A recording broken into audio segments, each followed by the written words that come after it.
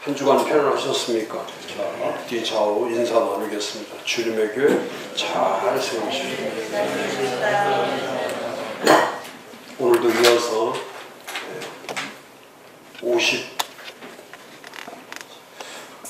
52페이지 교회 전환 리더십이죠. 교회 전환 리더십. 첫째가 변화의 작동 방식. 변화의 작동 방식이라고 하는 것은 방법을 고치는 게 아니죠. 변화는 방법을 고치는 것이 아니라 개혁도 마찬가지예요.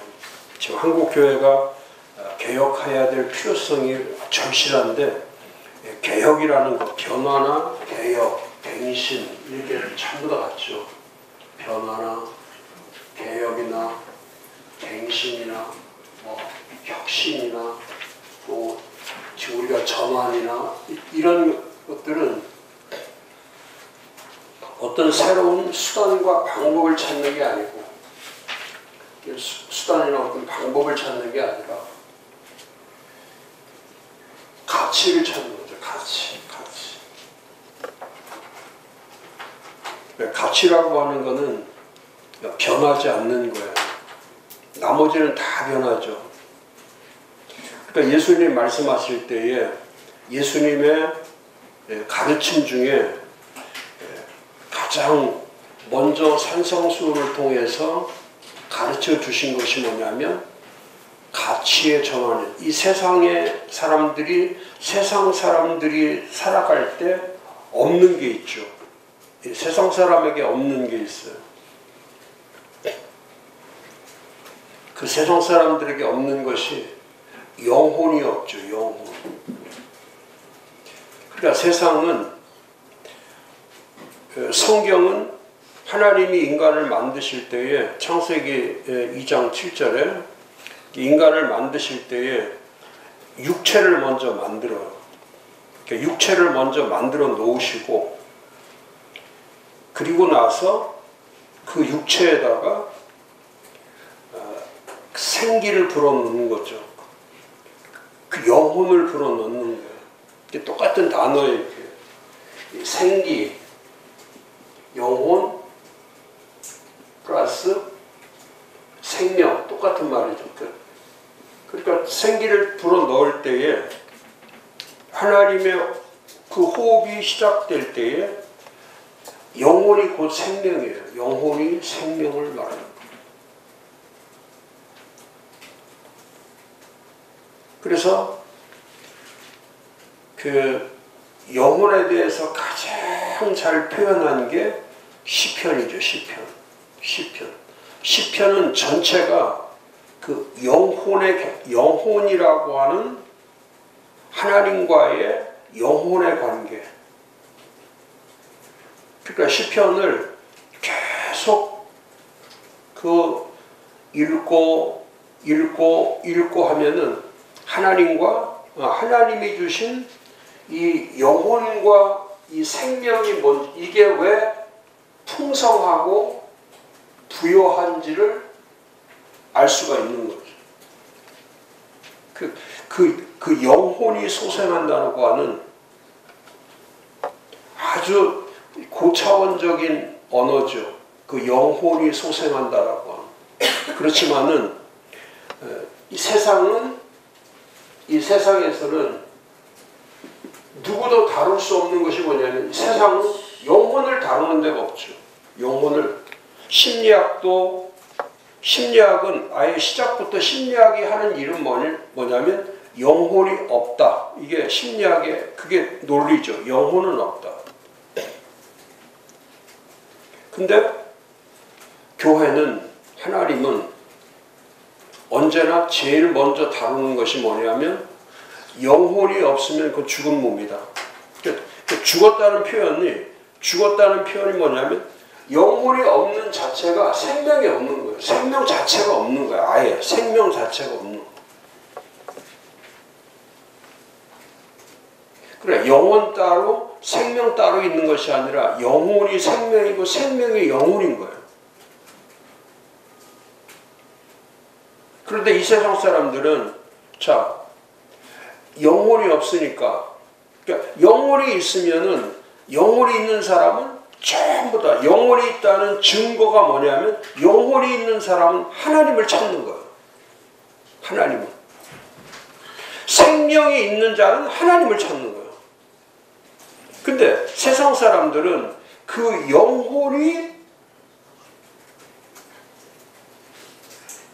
없기 때문에 영혼 없는 몸으로 사니까 껍데기는 이 육이라고 하는, 육체라고 하는 껍데기는 가지고 있지만은 모든 살아가는 방법 자체가 뭘로 보고 살아가냐면 그냥 세상만 보고 살아가는 거예요. 세상만 보고 살아.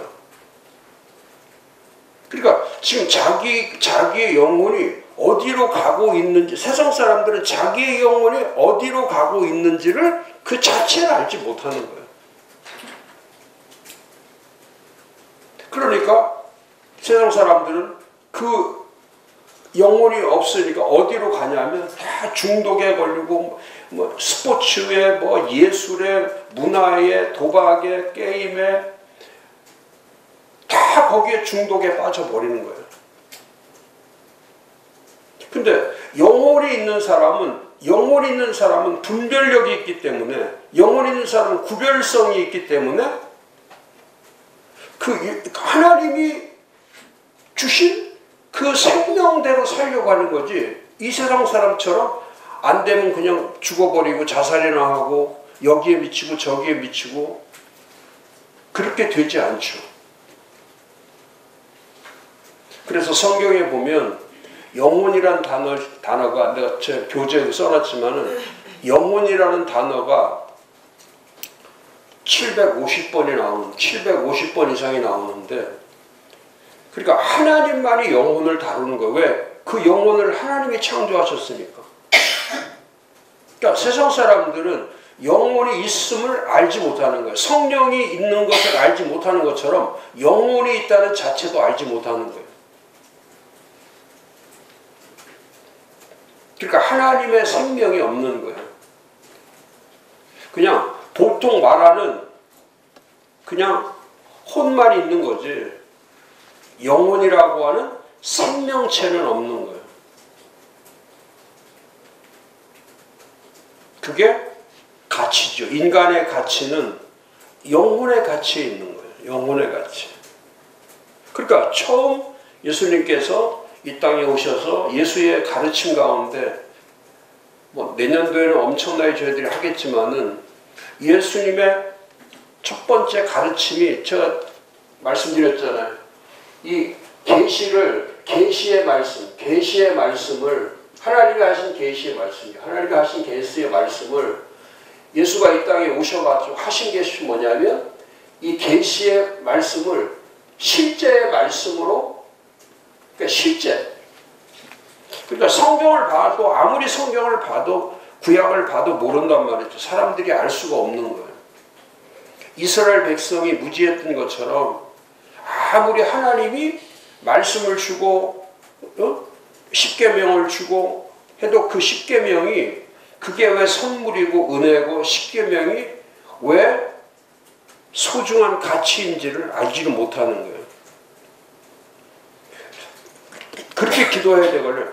십계명을 주신 하나님 감사합니다. 이렇게 가야 돼요.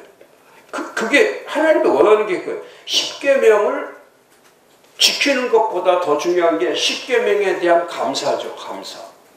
하나님의 말씀하심에 대한 감사.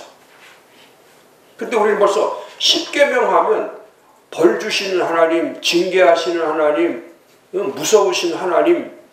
그러니까 그 하나님이 그 십계명을 주어서 하나님이 주신 의도는 뭐냐면 그 하나님의 신실하심과 자비하심과 사랑하심, 이거를 그 십계명에다 다 넣는 거예요. 근데 그거를 예수님이 이 땅에 오셔서 실제로 해주셨던 게 뭐냐면 너희는 마음을 다하고 목숨을 다하고 뜻을 다하고 힘을 다하여 주 너의 하나님을 사랑하라. 이게 첫째 되는 계명이다. 그러니까 그 십계명이 뭐냐면 그게 하나님에 대한 사랑이야. 하나님에 대한 사랑.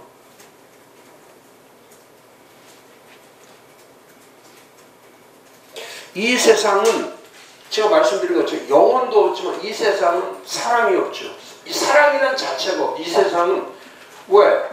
이 세상은 악으로 되어 있기 때문에, 그렇죠? 이 세상은 악으로 되어 있기 때문에 사랑이란 단어를 쓸 수가 없죠. 그런데 유일하게 하나님은 사랑이시다. 그러니까 하나님만이 사랑이에요. 하나님만이 사랑이에요. 우리가 세상에서 사랑한다고 하는 것은 그 사랑은 하나님의 사랑이 아니야. 그러니까 그 사랑을 우리는 존재 자체가 사랑할 수 없는 존재예요. 그래서 우리는 예수 안에 있지 않으면 그 사랑을 할 수가 없죠. 세상에서 말하는 그런 사랑의 가치와 하나님이 말씀하는 그 사랑의 가치는 그건 비교 대상이 안 되죠.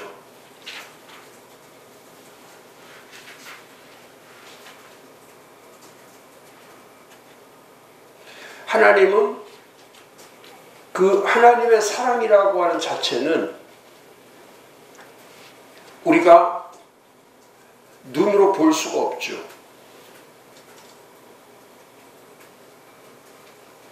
우리 마음속에 담을 수가 없어. 하나님의 그 엄청난 그 사랑은 이 인간의 제한적 인간으로서 그걸 담을 수가 없어. 그러니까 그 고린도전서 13장에 사랑을 말할 때 그 어마어마한 그 사랑을 그걸 누가 그 가치를 누가 삶으로 살아내겠어. 그러니까 그건 예수 그리스도밖에 없는 거예요. 그 자체가.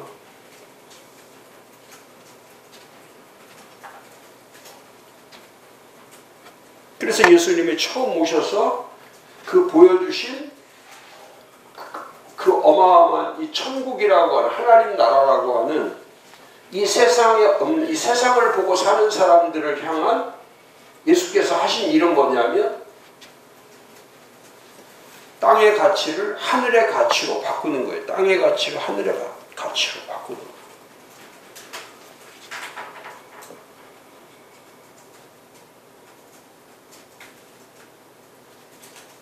진정한 변화란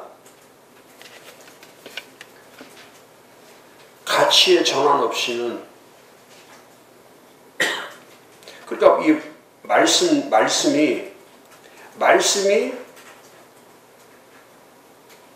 이행되면은 영혼의 가치가 변화가 오죠. 그러니까 하나님과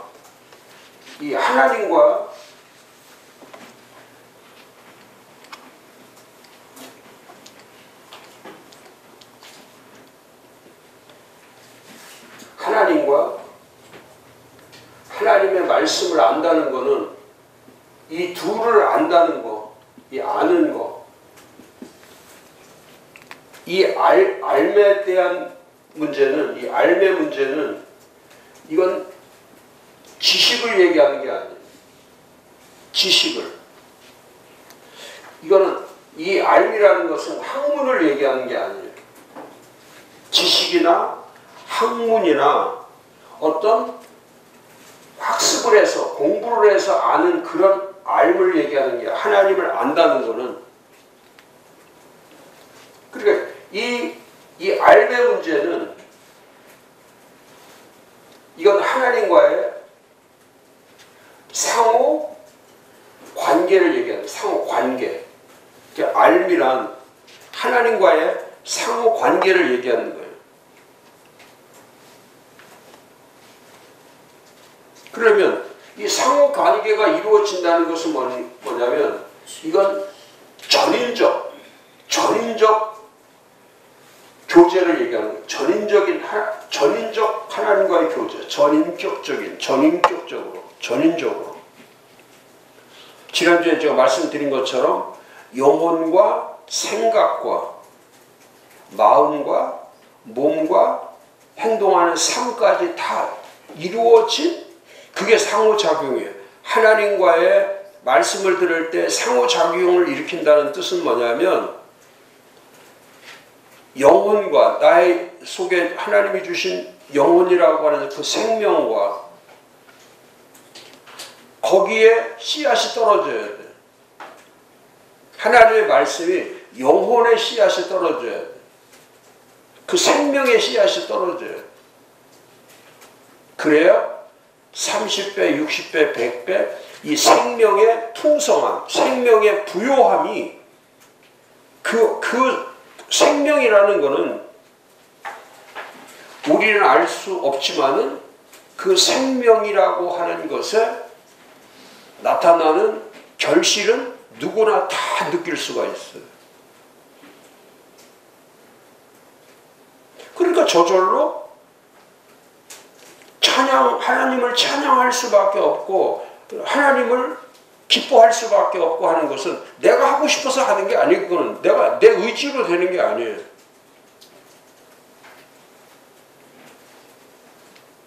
시편에 보면은 시편 1편이 엄청나게 중요하죠. 진짜 복 있는 사람이 누군가? 진짜 복 있는 사람이 누군가? 진짜 복 있는 사람은 영혼이 잘 되어 있는 사람이 진짜 복 있는 거야. 악인의 꾀를 쫓지 아니하고 그 길을 가지 않고 그 하나님이 말씀하신 그 영혼이 하나님과 친밀하게 교제하고 있는 사람. 그게 복 중에 복이죠. 건강하고 뭐 돈이 많고 아니에요. 건강 잃을 수 있어. 돈 필요 없을 때가 있어요. 제가 어제 설교하면서 제가 그 말했지만은 하나님 말씀이 떨어졌는데 그 길가밭에 떨어지고 얕은 흙이 얕은 돌밭에 떨어지고 마지막이 가시덤불에 떨어져요.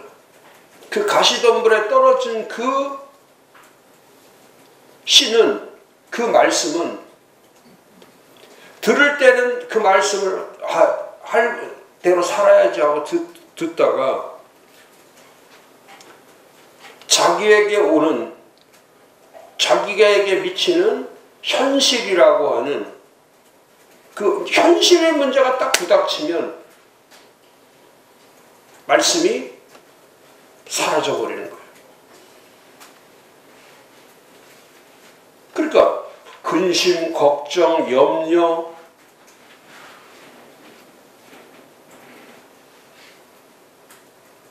그게 돈에 대한 염려, 건강에 대한 염려, 자식에 대한 염려, 사회에 대한 염려, 또 나라에 대한 염려